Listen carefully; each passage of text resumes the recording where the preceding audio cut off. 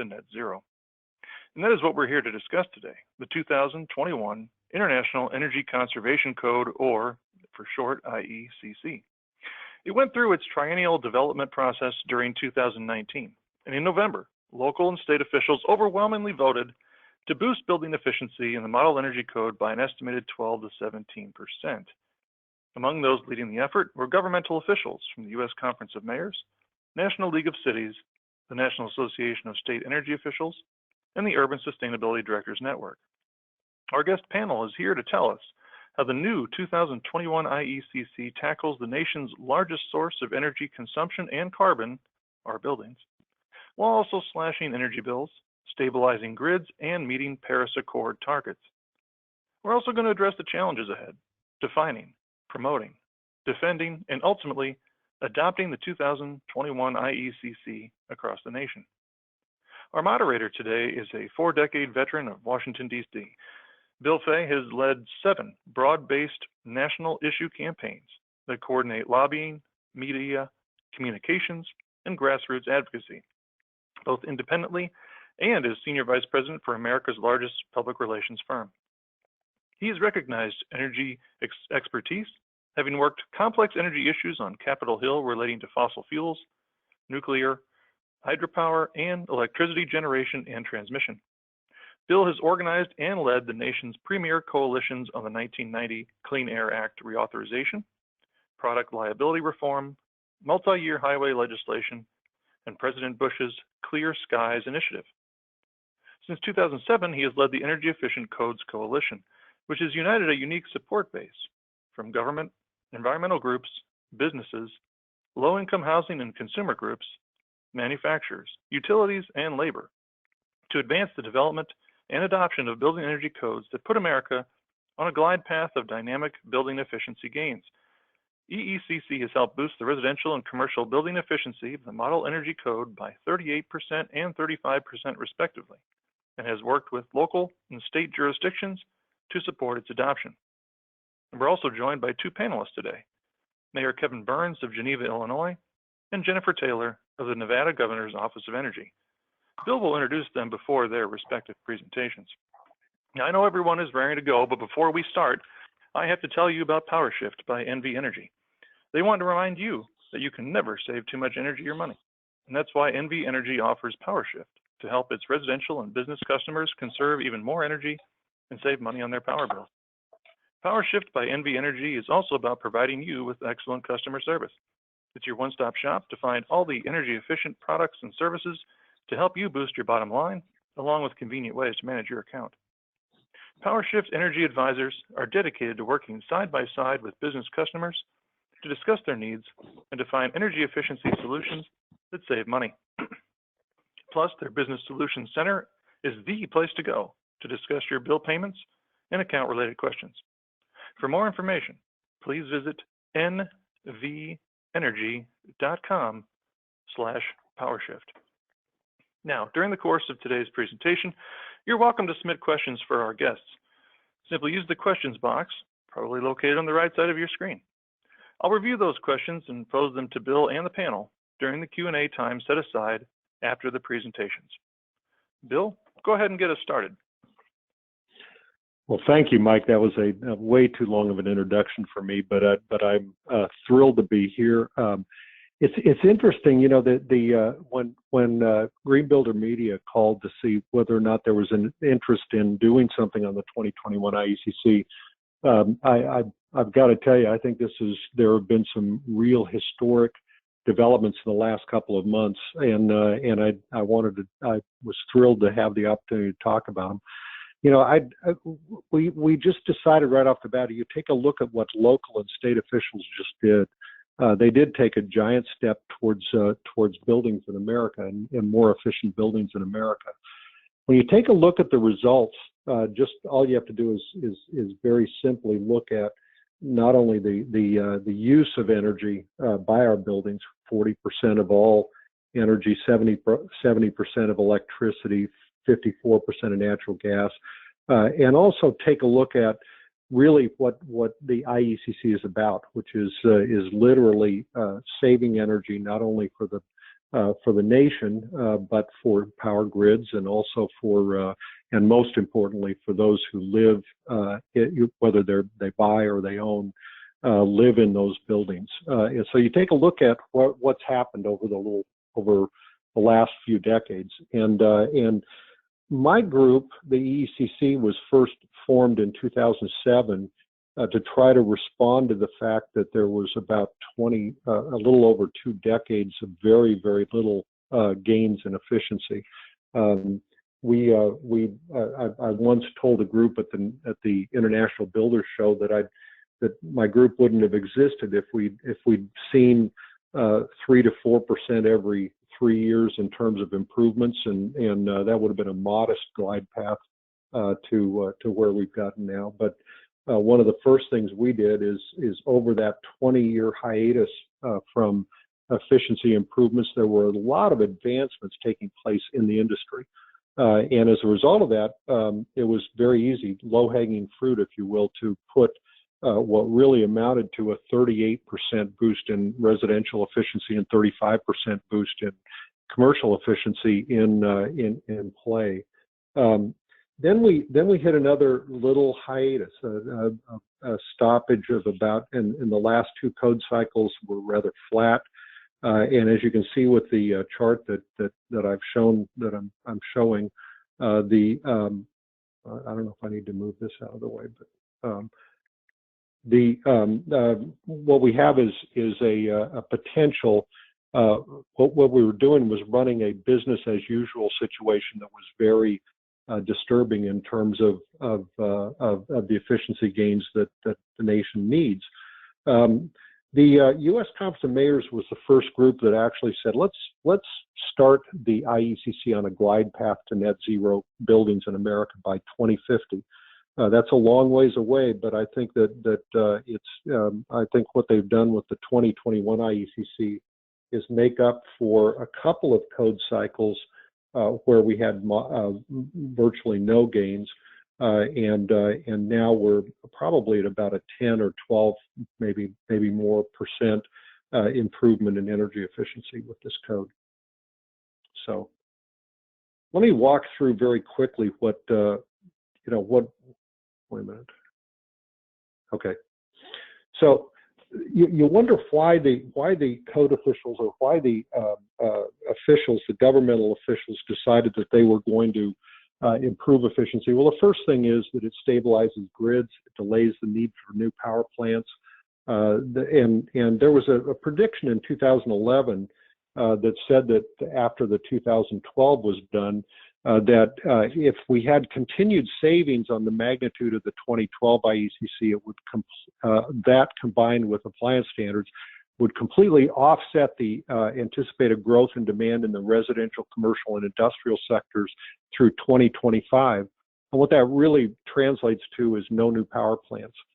Then when about 3 years later, we got the evidence that had come true. In fact, Lynn Good, the CEO of Duke Energy, was being asked by the Financial Times why it was that we were having economic growth, but we didn't need new power plants in the United States. And she said that the improvements in energy efficiency for buildings and appliances appear to have broken that traditional connection between electricity demand and economic growth.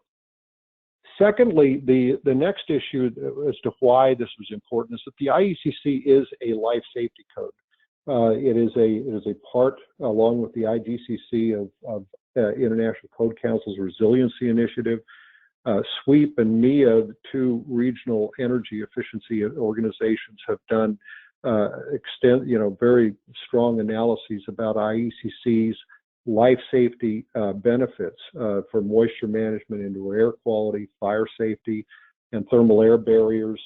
Strong envelope performs best during peak load times, and the tighter construction and better windows help in storms. Greg Johnson from the wood industry recently made a presentation in front of the ICC board where he talked about green building codes or life safety codes, and I thought that was interesting. It's also, the IECC is also the only I code that's cited in federal statute, but it's been cited 3 different times. specifically where Congress and Presidents Bush, both Presidents Bush, have joined together to urge state adoption of the IECC and ASHRAE. And then in 2009, there was the Recovery Act that was passed by Congress and signed by President Obama, actually gave cash to states, billions in cash, for adopting the 2009 IECC and ASHRAE 90.1 2007, and then implementing a 90% compliance plan with those codes and standards. It's also the only I-code that pays for itself and then some. When you take a look at what's happened with the 2012, 2015, 2018, which are unfortunately about the same, they're not a lot of difference in terms of the efficiency. DOE has estimated that those homes built to those levels put $4,700 to $33,000 in the homeowner wallets just over the first 30 years, and that's after fully and quickly recouping efficiency costs. And so tremendous benefit for homeowners. It also solves some very heavy, very big, hairy problems. National energy policy, making homes and commercial buildings more affordable over the 100 years after their purchase, and then bridging chasms. I want to get a little into that too. So when you take a look at national energy policy, clearly buildings are the elephant in the room. We talked earlier about how much they consume. They also account for 39% of U.S. greenhouse gas emissions. The IECC is also the only I-code that pays for itself, and then some. That's important to people in homes because after mortgage principal and interest, energy is the highest cost of home ownership, higher than property taxes and higher than homeowners insurance as well. Now, I think the big reason for the IECC is it does bridge chasms. It bridges the chasm between the builder and the buyer. Home builders believe that the homes that they're buying meet the most current efficiency codes and safety codes. That isn't the case, but they believe that that's the case, according to a Northwest Energy survey. And then, in addition to that, most of us, when we buy our homes, buy homes that are already built. So we don't really have the option of making efficiency improvements, and we're seeing a growing interest in those efficiency improvements and willingness to support them. In fact, two NAHB surveys, one of which is a little older, says 9 out of 10 buyers want an energy efficient home and are willing to pay 2 to 3% more for those homes. And then a more recent one, I think last year, that the home buyers, what home buyers really want, and that said that the average home buyer will pay $8,728 more upfront for $1,000 a year in energy savings. In addition to that, a home buyer may want energy efficiency, but they may be invisible, the improvements that are there, so you may not be able to tell. For example, there were home builders actually built Michigan homes just a few hundred yards apart. These two homes were identical design, and there's no evidence of a difference to the new home buyer. But one of them was, the one on the left was built to the 2006 IECC. The one on the right was built to essentially the 2012 or 2015, 2018 IECC. And that home costs exactly $1,250 more, which is far less than the 3% that people are willing to pay for that kind of improvement. When you start putting that together, better codes equal better homes. That home that was on the right-hand side is 38% more efficient. The U.S. Department of Energy says that it's going to put $10,081 in Michigan in energy savings into the wallets of the homeowners. That's after fully recouping the $1,250 added cost. And in addition to that, the savings will continue all the way through the 100-year life of that building. So the house, it does cost $1,250 more, but it has a tremendous affordability value to them. In addition to that, there's also the chasm that the code bridges between a utility and a ratepayer and a landlord and a tenant. All owners are ratepayers, but that we can't choose the utility that services us. And yet the average cost of a home, if the average cost of the home is $2,000 a year, we're talking about an aggregated cost to the homeowner of $200,000, whoever, of that home's owners over the 100-year life. In addition to that, for landlords who can pass the energy cost on to their tenants, a building energy code is really the only principal incentive to constructing efficient rental properties. So basically, when you take a look at this, it's kind of interesting that we've actually, I made this presentation of the IECC board, and I mentioned that the IECC is in essence the bank for other life safety codes. The entire suite of I codes is very essential. Together, they address all of our nation's needs for buildings, but within that suite, only the IECC generates thousands of dollars of homeowner savings. So in a way, it helps recoup the cost and even make it possible to do even more improvements to the fire and safety to boot. So with that, I want to actually turn this over at this point to Mayor Burns, and would like to. I want to start out with an anecdote with Mayor Burns. Tim Ryan is a highly respected code official. He's been very active in the ICC for many years. He's a moderator. Any of us that have testified there, we know Tim.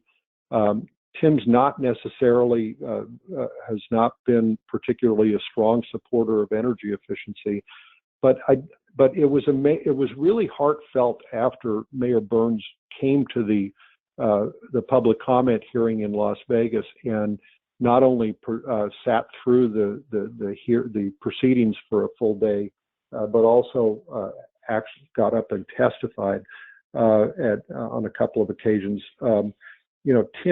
Tim took to the dais and said how really impressed he was that a mayor had taken the time out of their schedule to come and spend their time to watch the code hearings and to participate in those. And I think that's really a testament to Mayor Burns. Mayor Burns is the longest serving mayor of Geneva, Illinois, and he's going to talk a little bit about some of the things that he's done there. But with that, I'd just like to turn it over to Mayor Kevin Burns of the city of Geneva, Illinois. Hey, Bill, I think we're facing a technical difficulty with the mayor at the moment. If you could switch to Jennifer first, we should be able to get the mayor on following her. Good. Let me do that then. It really is interesting. We were looking for people here now that were going to be able to participate in this event and really kind of represent and show who it was that was very actively participating in the voting. And so when Jennifer has a tremendous background in the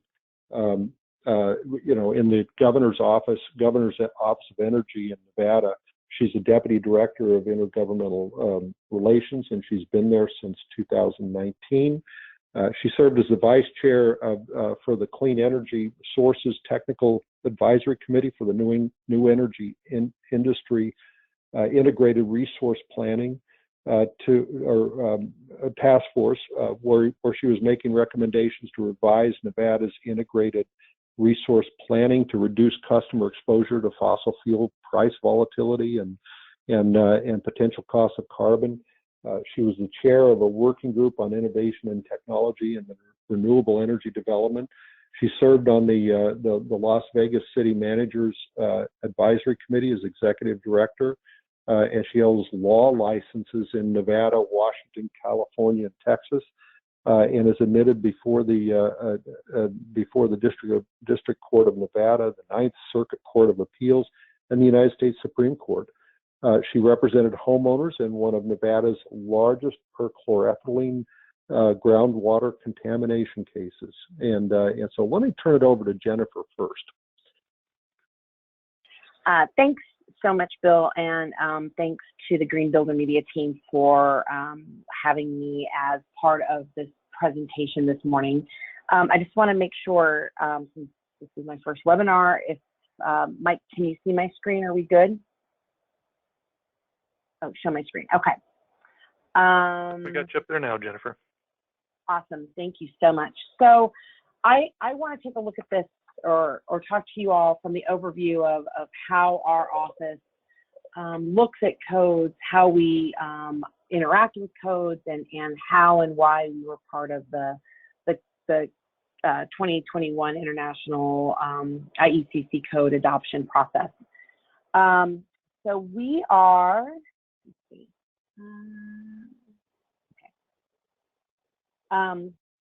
So the governors, so I'm going to go through a few things. I'm just going to do a quick overview of our office for some context. I'm going to talk a little bit about climate and the built environment, and then about the code conference and IECC.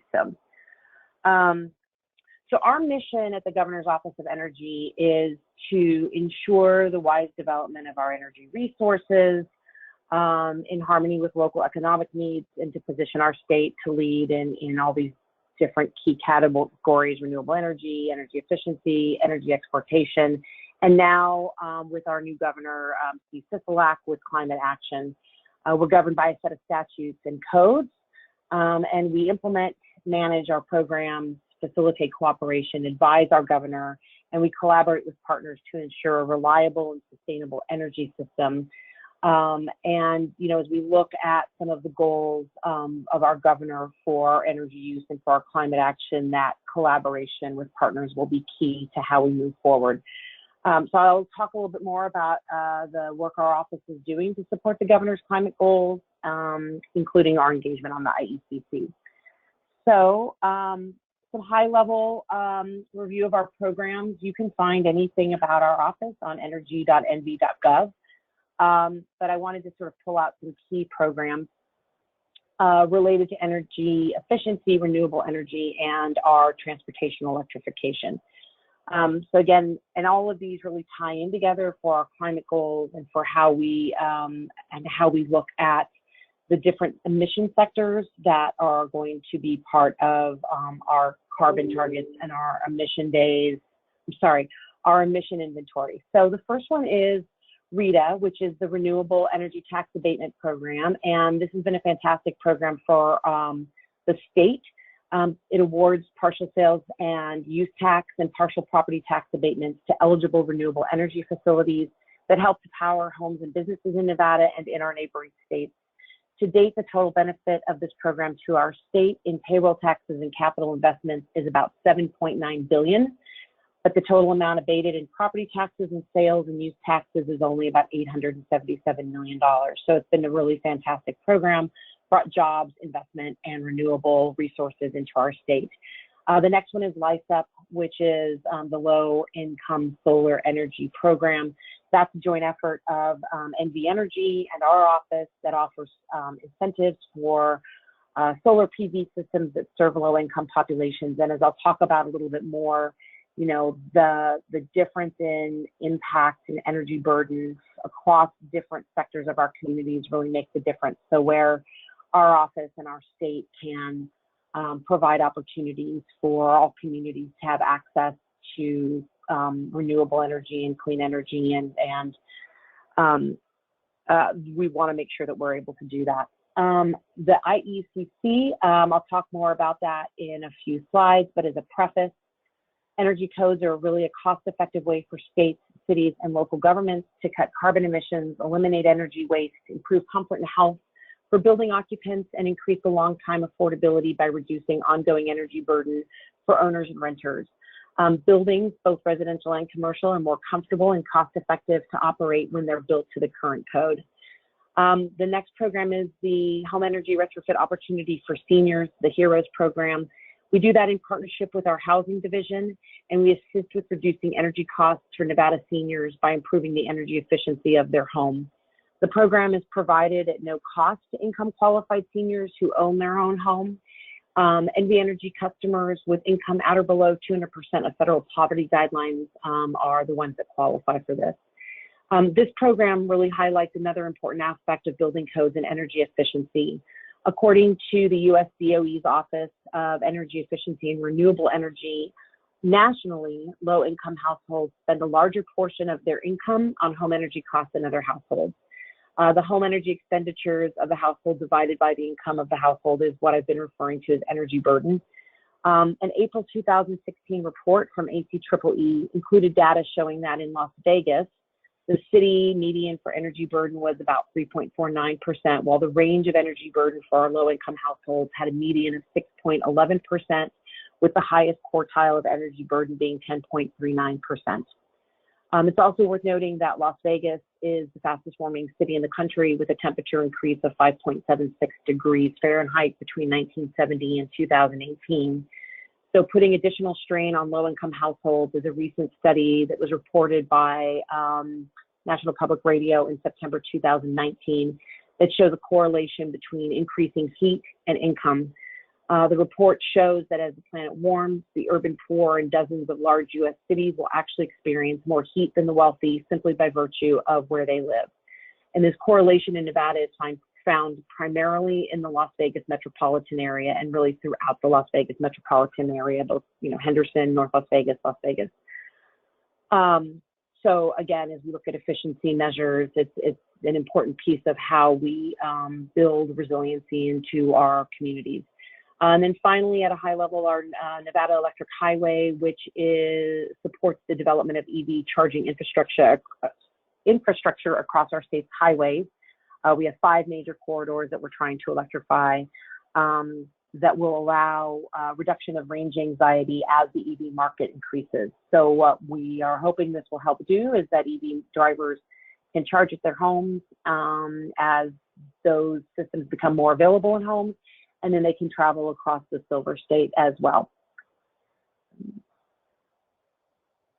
So there's really 3 parts to what our climate action has been here in Nevada. And the first one was that in March of last year, our state joined the U.S. Climate Alliance. This is a bipartisan group of 24 governors and 1 territorial governor that have taken the pledge to help their states meet the goals of the Paris Conference on Climate. And this is really important because we know that states are continuing to lead on climate change. State-level climate action really benefits our economies and strengthens our communities. Some of the statistics from the Alliance shows that our members are growing our clean energy economies and creating new jobs while we reduce air pollution, improve our public health, and build more resilient communities. So some specific stats, between 2005 and 2016, Alliance states reduced their emissions by 14% compared to the national average of 11%. And during that same time period, the combined economic output of Alliance states grew by 16%, while the rest of the country grew by 14%. So that really demonstrates that climate leadership and economic growth go hand in hand. So one of the commitments we make as a U.S. Climate Alliance state is to accelerate new and existing policies, including those in the built environment, that can reduce carbon pollution and promote clean energy deployment at the state and federal level. The second piece of this set of climate actions from Nevada came during our 2019 legislative session. There was a bill, Senate Bill 254, that set forth greenhouse gas reduction targets. And the link to the bill testimony and hearings is below. So what it specifically did to meet those targets was direct our Department of Conservation and Natural Resources to publish an annual report that would include a statewide inventory of greenhouse gas emissions and a projection of annual greenhouse gas emissions for the 20 years that follow the date of each report. The reporting, though, differs for different economic sectors. Annually, DCNR will report on GHG emissions from the electricity production and transportation sectors, and every 4th year, they will report on emissions from industry, commercial and residential construction, agriculture and land use and forestry. The first report issued, and you'll see some graphics from that chart coming up, also included waste, and I'll have the link to that report coming up as well. So in addition to reporting on emissions from these sectors, Senate Bill 254 also required the report include a statement of policy options that would be needed to reach the economy-wide GHG emission reduction goals you see on this slide. Senate Bill 254 calls for the development, of these policies through DCNR's consultation between a number of agencies, including our office, our Department of Transportation, our Department of Motor Vehicles, and our Public Utility Commission, and then any other agencies or entities that are designated by our governor. And then finally, in November, Governor Sisolak issued Executive Order 2019-22. In this executive order, the governor directed state executive agencies to collaborate to advance Nevada's climate goals by identifying policies and regulatory strategies that would achieve reductions in greenhouse gas emissions consistent with Nevada's commitment as a member of the USDA and under Senate Bill 254 across all categories of emission sources. And that would be also to further Nevada's resilience to climate change, including, again, comprehensive economy-wide or sector-specific programs to reduce carbon dioxide and other greenhouse gas pollution across our state. This would include building codes and other programs to increase residential and commercial building energy efficiency. Ultimately, the work directed under EO 2019-22 will lead to the development of a state climate strategy by December 1st of 2020. So this is the first graph that I wanted to show you from the greenhouse gas report that was published by DCNR in January, early January. And again, the link to the report is at the bottom of this slide. You can see the sectors that were inventoried, including the purple bar, which represents residential and commercial construction emissions. And these were all sectors that were identified and inventoried with data that was at hand for DCNR. If you read the report, you'll see that there were identified data gaps that they will be working on as they move forward with the next report coming up at the end of 2020. This next slide briefly shows, again, just another pictorial of how different sectors break down over the course of a number of years. You'll see the baseline year are, the last batch of inventorying, which was 2016. And then as we move into those different targets, and consistently, you'll see that residential and commercial is in the 10 to 11% of our emissions. What's really interesting is I went to the Green Builder Media Symposium, the Sustainable Community Summit that was at UNLV on Martin Luther King Day, and learned that there's not only emissions from fossil fuel combustion within houses and commercial buildings, but also from the embodied carbon that is part of the components, most specifically concrete and steel, that go into our buildings. So we really have some great opportunities in both how buildings are designed and constructed, but the supply chain of components behind that design and construction. In Nevada, it makes sense. Residential and commercial emissions are the result of fossil fuel combustion, and they are tied directly to the population, economy, and the quality of the built environment. So this is the pictorial of emissions from the residential and commercial sector. You can see our baseline year of 2005 and the increasing emissions from that sector. The dips are connected to the economic downturn, but you can see how we're back on an upward trajectory.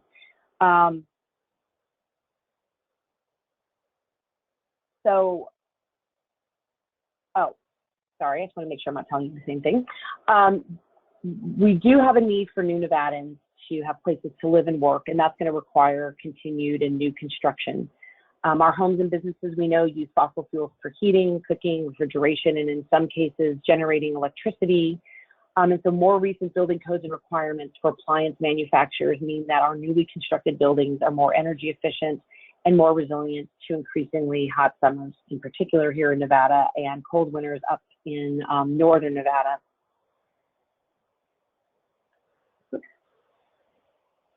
This pictorial shows projections for our built environment going through 2038. And you'll see again increases as we move forward towards those latter years. And as we look at these projections, one of the ways to reduce anticipated emissions and help our state meet those climate goals I discussed at the beginning is through codes. And I know a lot of you probably know these stats, but I think it bears repeating for today's discussion. So if you look at the Department of Energy, they've done an analysis of the benefits of building codes and have provided some of the following information. Building energy codes represent a significant savings opportunity for U.S. home and business owners.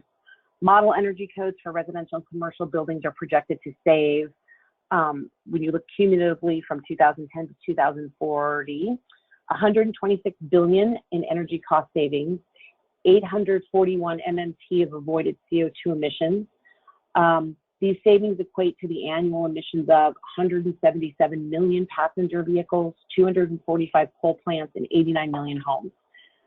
For perspective, the primary energy consumption of the U.S. residential and commercial buildings is about 40% of all energy consumed. Bill made a reference to 39%. DOE has 40%, and that's really consistent here in Nevada. Our recently released 2019 Status of Energy report provides energy consumption details, including that residential consumption accounts for 23% of our energy consumption, and commercial buildings account for about 20% of our energy consumption. Building energy codes, which govern up to 80% of a building's load, increase efficiency and yield significant savings for the economy. Efficient buildings reduce power demand and have less of an environmental impact and put money back into consumers' pockets, which we've already talked about. Code buildings are more comfortable and cost-effective to operate, assuring energy, economic, and environmental benefits. The reduction in energy expenditures also correlates to a mitigated dependency on foreign oil, which impacts our national security. In light of these fundamental environmental issues, economic challenges, and uncertain energy costs, building energy codes are a key component of sound public policy. DOE also reported that some of the benefits of energy codes include the fact that by 2035, 75% of the building stock in the U.S. will be new or renovated. As a building's operation environmental impact is largely determined by upfront decisions, energy codes present a unique opportunity to assure savings through efficient building design, technology, and construction practices. Once a building is constructed, it is significantly more expensive to achieve higher efficiency levels. Energy codes, therefore, ensure that a building's energy use is included as a fundamental part of the design and construction process, making this early investment in energy efficiency will pay dividends to owners and occupants for years into the future. So when we look at who benefits from the codes, we know consumers and home buyers do. They can be assured they've purchased or rented a home that meets minimum standards for energy efficiency, and as a result, we'll see lower utility bills and a reduced energy burden.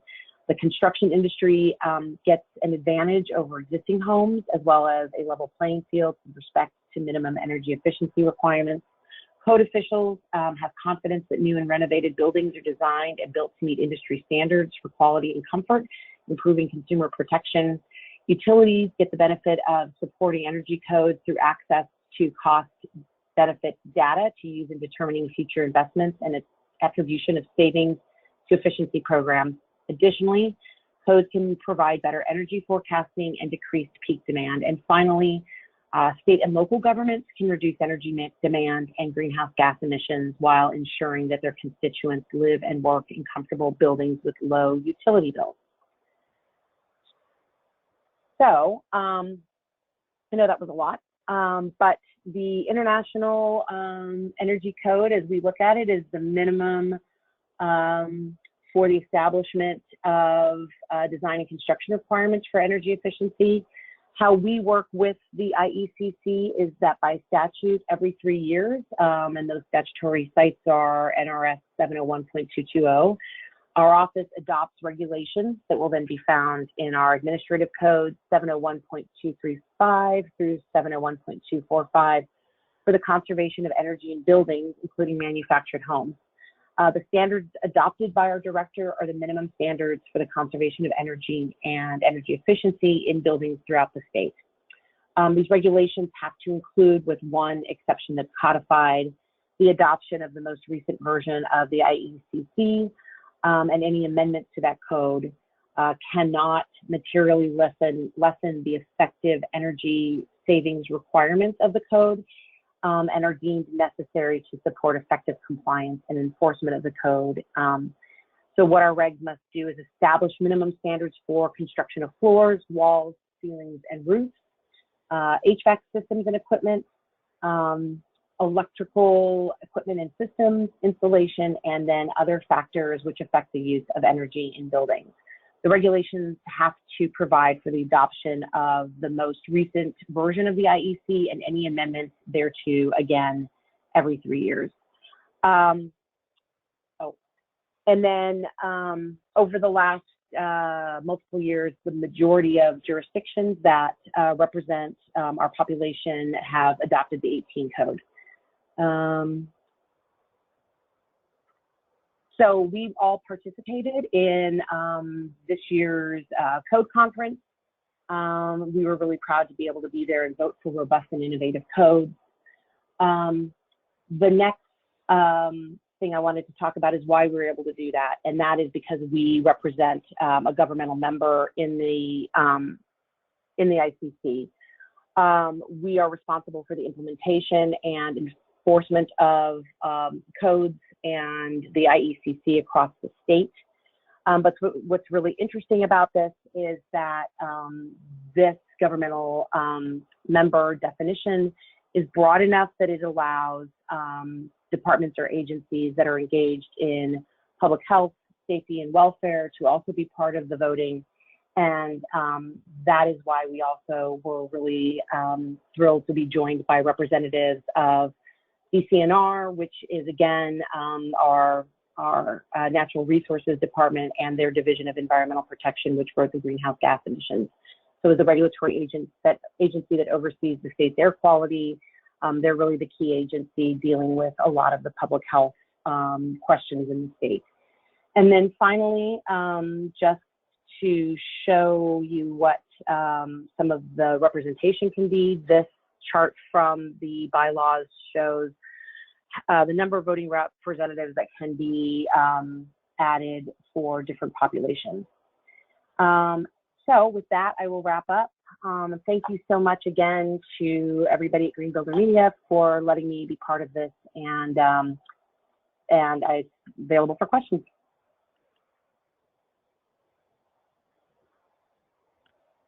So Jennifer, we're going to take questions after we have the mayor's presentation here. Right. Bill, you want to introduce the mayor real quick? I do, and Mayor, I did introduce you a little bit beforehand. I was talking about how what an impact you made in the at the hearing, and how impressive it was that you spent so much time there. Tim Ryan said you may have been the first mayor ever to attend an ICC hearing, and certainly in his memory that was true. But what we found is really how articulate you were, and I doesn't surprise me to learn that you're the longest standing mayor for Geneva, Illinois, and also that you're the chair of the Metropolitan Mayor's Caucus and the Environment Committee of that of the caucus. So with that, I'd just like to turn the time over to Mayor Kevin Burns of the city of Geneva, Illinois. So I'll kick off with respect to slide number 2, which we talk about the Greenest Region Compact, if I may. To focus on and amplify our efforts collectively, we developed consensus sustainability goals called the Greenest Region Compact. These simple high-level goals are tailored for municipalities in our region and can be addressed by communities of all sizes and strengths. The GRC is formally adopted by municipal resolution by communities across the region of all sizes. Some municipalities use the Greenest Region Compact framework to guide their own specific actions to address the goals. The GRC framework, a comprehensive guide to achieving GRC goals, has more than 300 strategies across all categories. This particular snippet of the framework captures the two strategies that most align with our interest in effective energy efficiency codes. These strategies existed in the plan before we learned about the Energy Efficiency Codes Coalition and their campaign to promote America's Model Energy Code. Bottom line, we are already involved and have broadly supported the goal to optimize energy efficiency through codes. While we had a goal to improve energy efficiency codes on our own, we heard from voices we trust that we should be supporting strong energy efficiency codes in general. The National Renewable Energy Lab, which had done excellent work to inform municipal strategies on energy, showed us the building energy codes is a powerful way for us to reduce greenhouse gas emissions and meet our climate objectives. We also heard from the prestigious McKinsey Center for Business and Environment that building energy efficiency is the most impactful and cost-effective step municipalities can take to meet the targets of the Paris Accord. Of course, it goes without saying that we care about climate, and our job is to protect the well-being of our residents of the communities we serve. Energy efficient buildings are better built, more comfortable, and enjoy higher resale value. We know that. Energy efficiency measures provide permanent benefits to those who own or occupy the buildings over its 100-year life. And we also know that energy bills can consume up to 1/3 of a low-income family budget.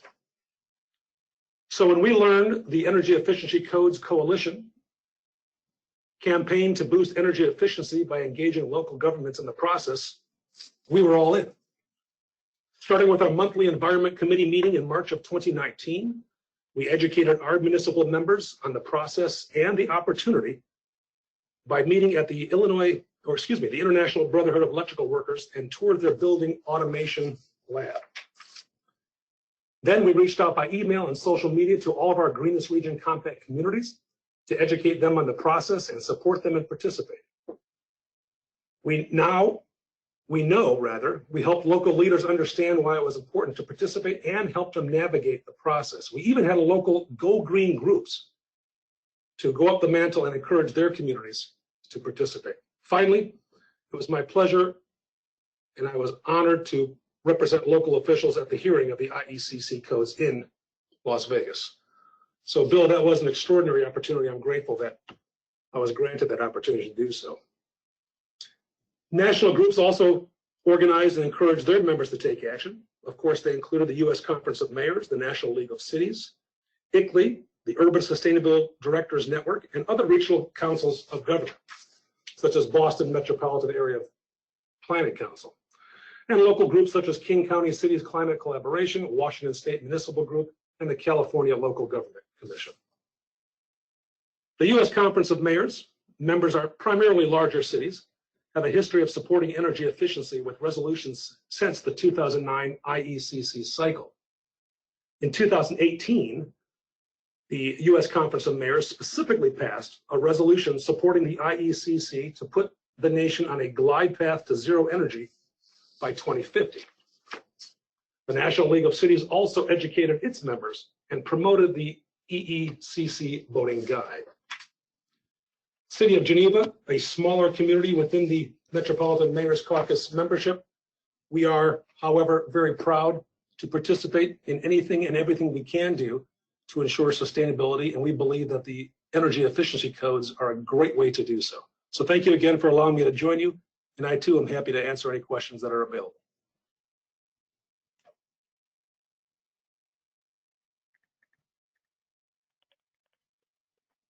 Okay, we're going to turn it back to Bill real quick for a brief wrap-up.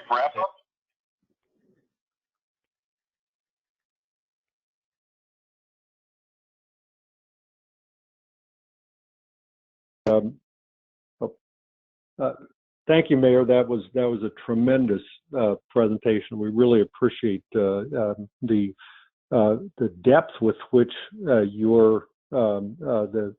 the Greenest Region Compact got together and really started to participate, because that's what IECC is all about. It's a democratic process. The more votes, the better. You know, and one of the things that was told to me by former ICC President Stephen Jones was that he said increasingly the jurisdictions don't have the financial resources, nor do they have the time to let officials attend the public comment hearings or the committee action hearings.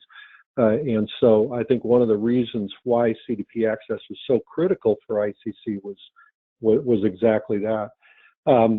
I should also mention the fact that this has been, I don't think anybody should be surprised by the fact that there was a tremendous amount of voting coming out of Illinois and from really across the nation.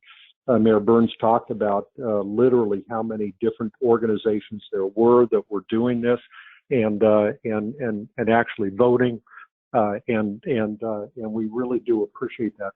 One of the things about the voting that is a little interesting is that there were apparently a couple of groups that were very surprised by the results. And in fact, I think their ICC announced last Friday that there were two suggestions of voting improprieties and that the validation committee has not released its report yet as it looks into those questions about voting irregularities.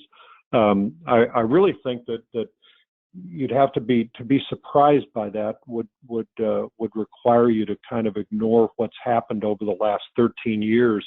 The U.S. Conference of Mayors has passed 5 resolutions. Mayor Burns spoke to that a little bit. Actually 6 resolutions, because they passed one in an off year, calling for a glide path to net zero.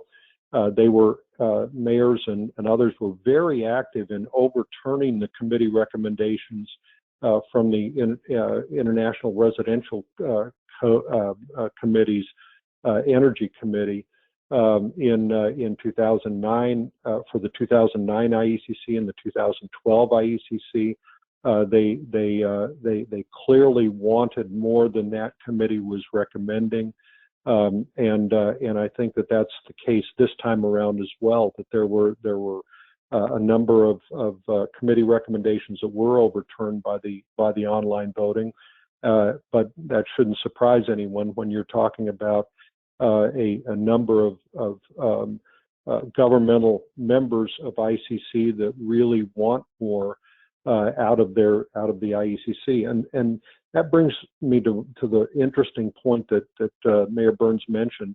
U.S. Conference of Mayors did have someone speak directly to the ICC Board of Directors on the 20th of September in 2018. Alicia Zatkoff did that on behalf of Mayor LeVar Stoney of the city of Richmond, and she made it very clear she was very supportive of the I-codes and what they had done for Richmond's ability to withstand weather incidents like tornadoes and hurricanes and other things along those lines, and how really they found that the buildings that were built to the better codes had performed better during that.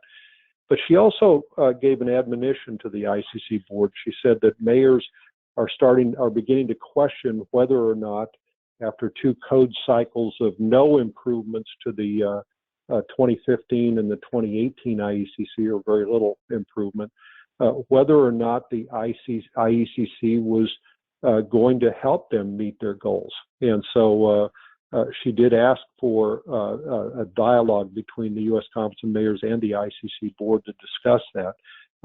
Whether that dialogue ever occurred, I don't know. But the basic point was this: Ms. Zatkoff pointed out that Richmond had to actually bring in a consultant at their expense to try to tell them how to take Richmond's code a little beyond where the IECC was, and she said really that should be the job of we'd like to see the IECC provide that rather than having to hire outside help to do that. So I think that literally anybody that's surprised by the incredible voting, and apparently I haven't seen the numbers yet, but it does appear based on some of the anecdotal information out there that there were a lot of votes there, and I don't think anybody should be surprised that a number of governmental members and governmental member voting representatives voted a straight efficiency line.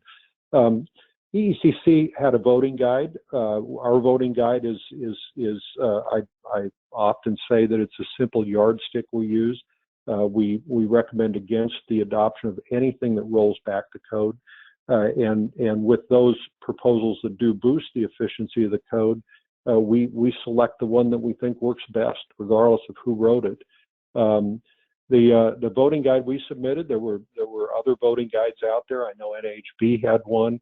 I know there were other voting guides out there as well. But we did. I think one of the things that the U.S. Conference of Mayors had recognized early on is that because our guide is just simply an analytical guide of that measures efficiency versus not rollbacks in efficiency, that the U.S. Conference of Mayors said in their resolution that they tended to listen a lot to that one, and they didn't approve all the recommendations that we made, and they made approvals that in other proposals that we didn't have recommendations on, and I think that points out really how much the governmental members did do their homework and look at what they wanted to vote on and where they were. So with that, I just wanted to just touch base on that, because I think that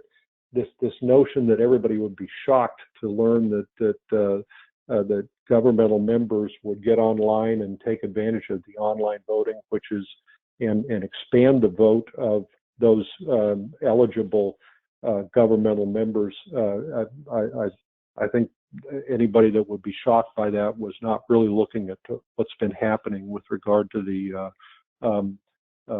tenor of energy policies around the United States, and the very strong feeling that a lot of elected officials and other officials have for that. So,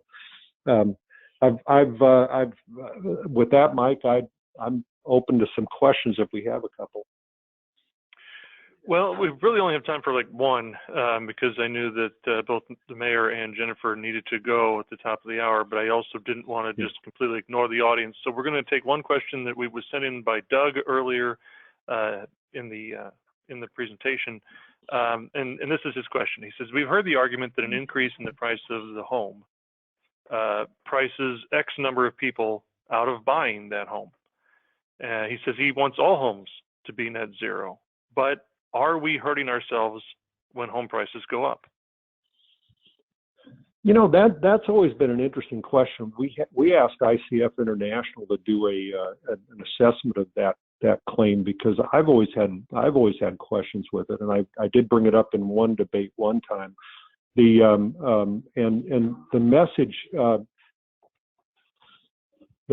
is that you're priced out of homes is somewhat, in order to have that be an absolute fact, it would have to follow the scientific method that it would always be there. And I always thought it was funny, if you take a look at the 10-year period between 1997 and 2006, the average price of a home in the United States went up over $130,000.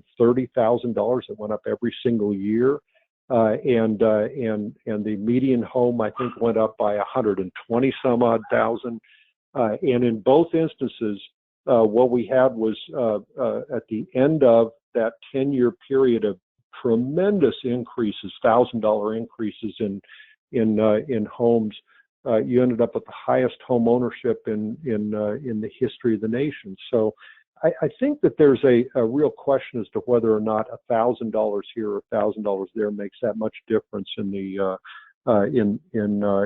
whether or not people are priced out of homes or not priced out of homes. And I think that the other The other element to it is that in the case of efficiency, you're talking about an investment that produces results, and those results, really come about in the form of money put into the wallets, tens of thousands of dollars put into the wallets of the people that own the home. So if you look at it as an investment, then that's a positive thing.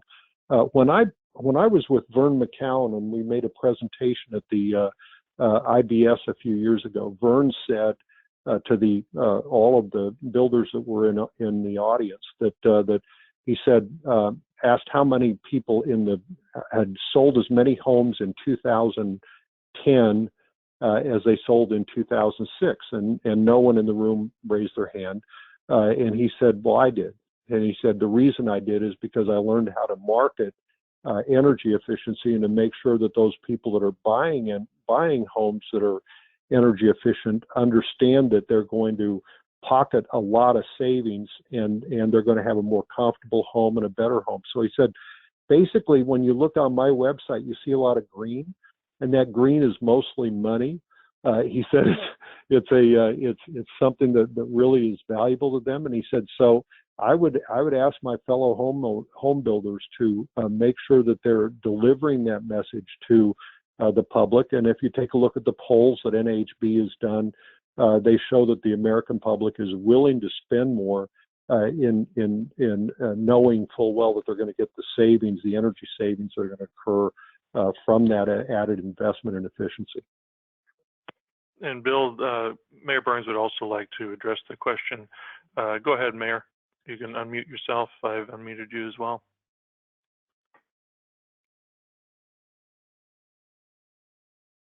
Can everybody hear me okay now? Yep, we can.